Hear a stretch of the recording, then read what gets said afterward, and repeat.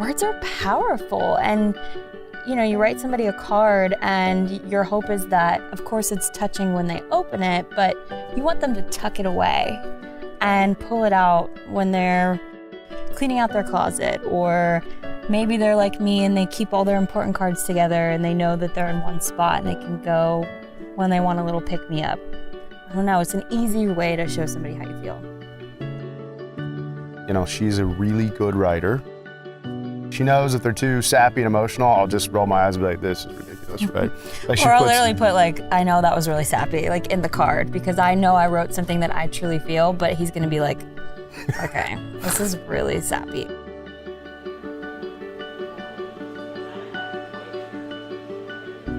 Kate and I met about a decade ago in college, and we met in journalism class, and that was really symbolic because Kate and I have always really believed in the power of words, and our friendship has really been built on that. We really never lived in the same location. We started talking online, we started emailing, and we really formed a strong bond and a connection through those emails and those words over the years, and that turned into phone calls and texts and Snapchats and every other medium available to us today. And now there's not a day that goes by that we don't talk in some way. Even though we've only seen each other twice in the past 6 years, every time we're together, it's like, yep, this is my friend. You know, when you watch a movie and you see this person that has a best friend, like, oh, I wish I had a best friend like that. I have that best friend. That's Kate. She's just beautiful inside and out, and she has the biggest heart. She is so thoughtful and generous. Every time I tell her I'm having a bad day or it's a rough week, the next 2 days later, there'll be a card in the mailbox from Caitlin with, you know, inspiring words or a Starbucks gift card.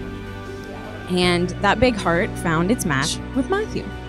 And I recently finally got the chance to meet Matthew after years and years of hearing about this guy. So on the drive home from this dinner when I met Matthew, and Matt was playing music on his phone, and the song came on that they used for their wedding slideshow. And these two just instantly lit up, and they were singing and they were dancing. They both kind of had their hands in the air at one point, and their fingertips kind of touched. And like Sappy me in the back was like, and I saw it. You know, I spent this short window of time with both of them, and I got to see, you know, that love. I saw the love story right in front of me. So we were in the same training class together at Yodel. And we didn't really talk We much. did not talk. We didn't talk for probably 2 weeks.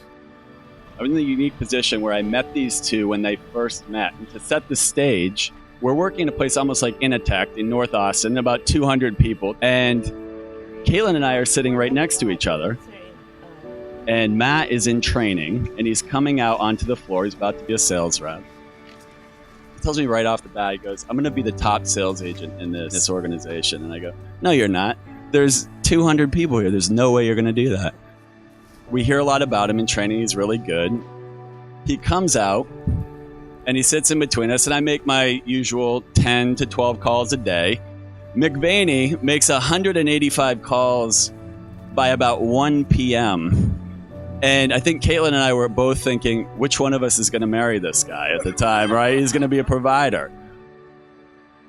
Within 2 months, he became this top sales rep. And what I didn't know at the time was he was going through one of the hardest times in his life.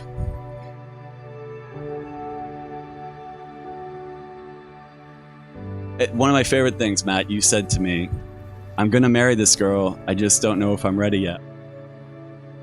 Well, look, my mom was, you know, she was fantastic. I mean, everybody's going to say that about their mom, I would assume.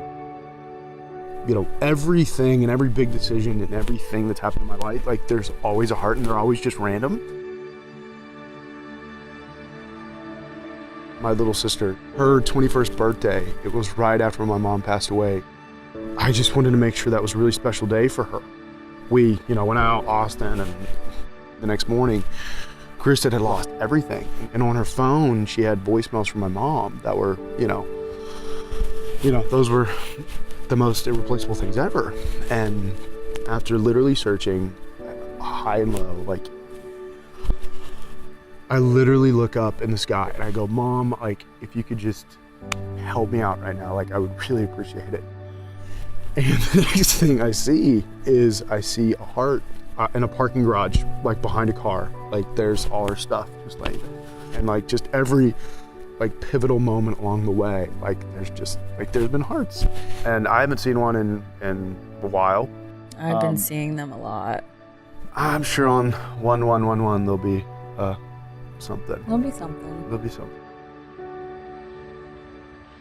Well, goodness gracious, this day has finally come. We've all been waiting on it for, quite some time now. Matt would make a joke like, today's the day that he's going to propose to Caitlin, and then 2.5 years later, today was the day. And now today is the day that you're married. So I'm absolutely elated to welcome Caitlin into the family as a McVaney. You're not just a sister-in-law, you're a sister in love. And as everyone here is aware, there is somebody that couldn't be here today. But she wouldn't miss it for the world. It's my mom. I can't talk about it too much because I'll start to cry. But as you know from Heart Signs, she's been welcoming to the family for quite some time. It's raining. Right. Do you need to move? Do you need to move? Should we? Do you need to move? Yeah. Do you need to move? Probably. Save the cake, save the cake. Well, I think that was Anne just now because it's gone and Kristen's speech is done. She knew.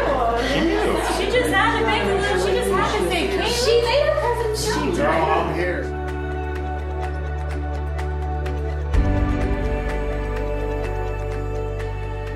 We just want to say thank you guys so much for coming. We wanted to do something that was very meaningful because everybody in this room actually truly means something to us. So thank you guys so much for coming. We also want to thank Katie so much for hosting us and opening up your house. You've been such a fundamental part of our lives, and we both say that we love you very much. And thank you so much. Cheers to Katie and thank you guys for coming. Cheers. Let's party. Cheers. Yeah. Katie is one of a kind. Okay. I think that I know that there are many times where we have to stop and kind of check ourselves and say, we're not going to have this at every single job. For me, it's really comforting to know that she's someone that's really important in Matthew's life. The absence of his mom is hard enough as it is, but knowing that there is this person who I feel like I have a relationship with her that is similar to a relationship I might have had with your mom, where I could go to her and be like, all right, you help me out with this here, because we're so lucky. I mean, she just has done so many things for us in the last 5 years, not just at work, a lot of stuff outside work. I mean, the fact that she is hosting our wedding, like, who does that?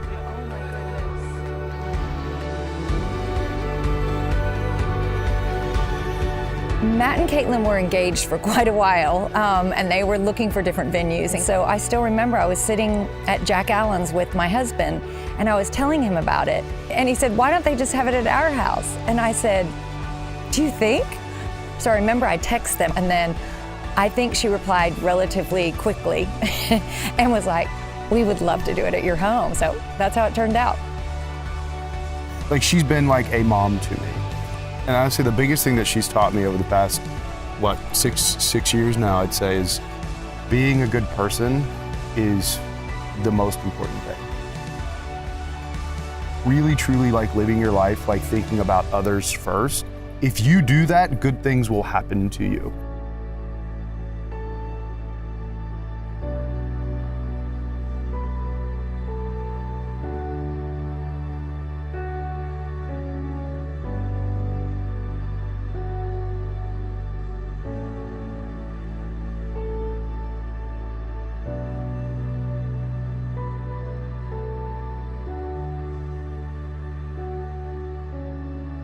I was planning on proposing like 1.5 years before I actually proposed.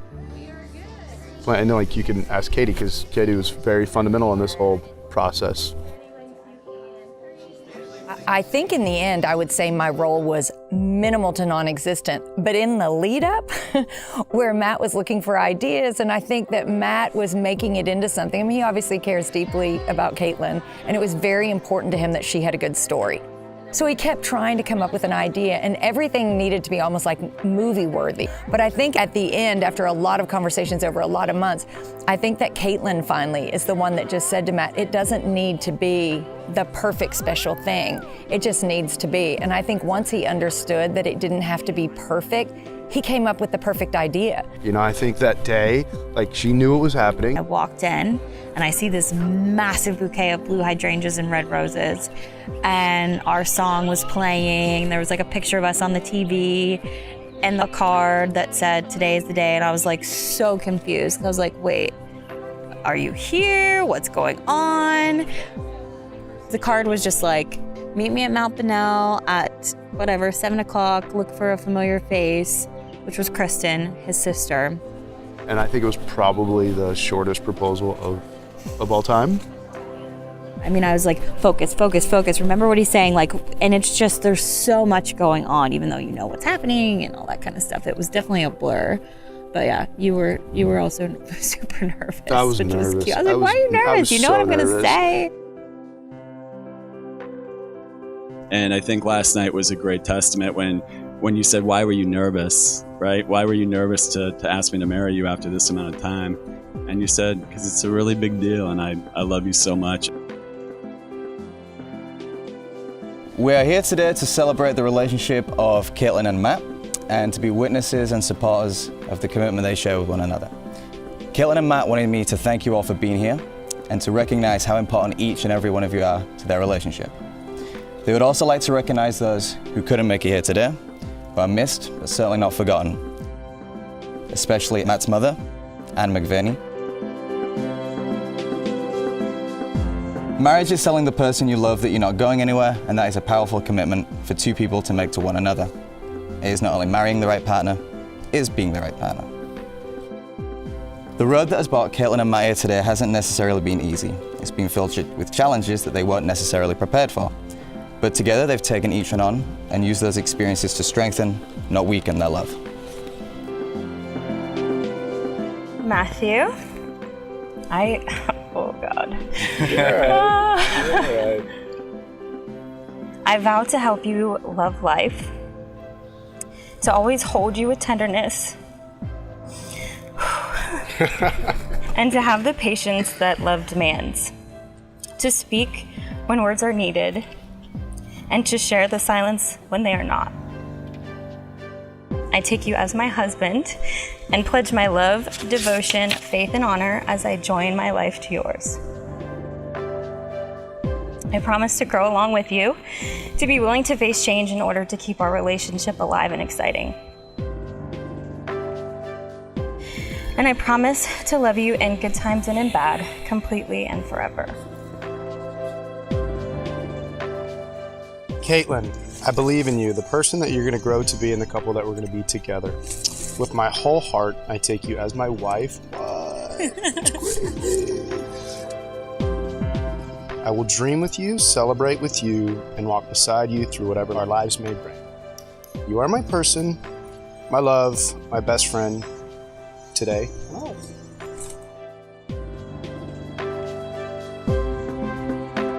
I give you this ring as a symbol of our love. For today, tomorrow, and all the days to come. Wear it as a sign of what we promised on this day. And know that my love is present even when I'm not. And know that my love is present even when I'm not.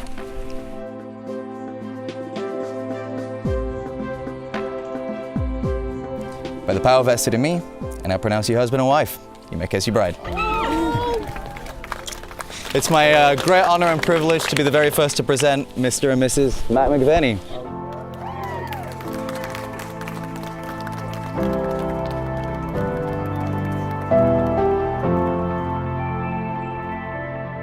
Matthew is my baby brother, and it's impossible not to look at him and think of all our memories from when we were kids and see that little boy. Today I watched that little boy grow up right in front of my eyes.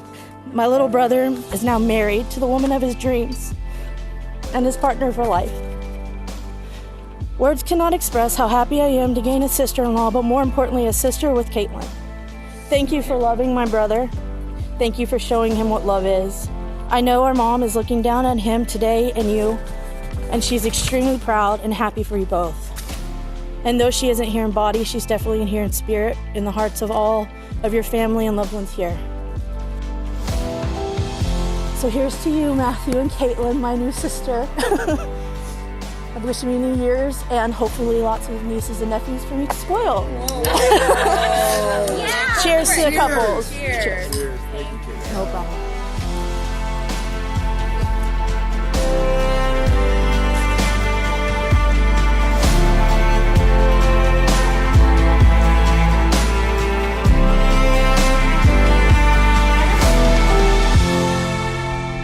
I didn't have a camera, but I do have words, and words mean everything to us, so I'm freezing that moment in time for you now. Life is all about moments and memories.